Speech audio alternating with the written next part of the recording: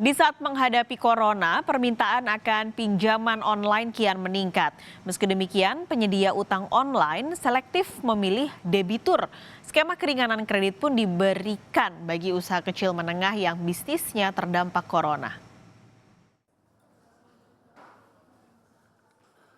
Deraan corona tak menghalangi derasnya kucuran pinjaman online. Otoritas Jasa Keuangan mencatat 95,39 triliun rupiah pinjaman online disalurkan ke debitur pada Februari lalu. Pinjaman melambung hampir 8% dari awal tahun dan 17% lebih tinggi jika dibandingkan dengan akhir tahun lalu. Tren bisnis berbasis digital memang kian prospektif dengan kebijakan bekerja dari rumah. Namun penyedia pinjol tak serta-merta mengguyurkan dana. Salah satu platform digital pembiayaan usaha kecil dan menengah mendata, kurang dari 5% UMKM yang didanai terdampak COVID-19. Oleh karena itu, ada keringanan pembayaran utang untuk membantu UKM. Tapi pemilihan debitur sangat selektif.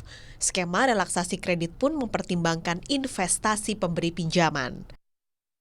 Para peminjam hanya bisa membayar mereka punya interest atau bagian dari bunganya untuk melanjutkan pinjamannya, dan nanti pada saat coronavirus ini telah mereda, kita akan lalu peminjam akan membayarkan kembali pokoknya. Dari kacamata pendana, kita juga melihat bahwa sebagai pendana kita berfokus untuk memastikan pendana tidak kehilangan dananya karena terjadi default atau NPL. Maka dari itu, relaksasi dengan bentuk grace period itu yang kita pilih.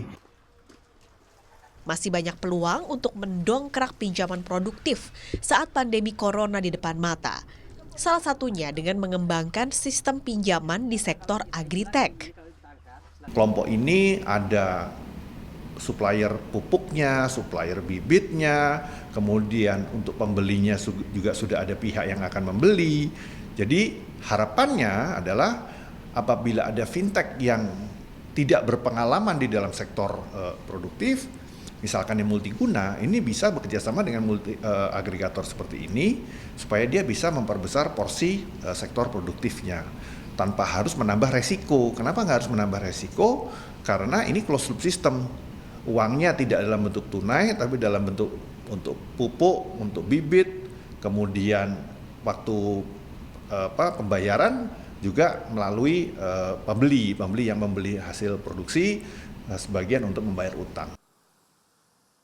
Namun, pemberian pinjaman mesti hati-hati.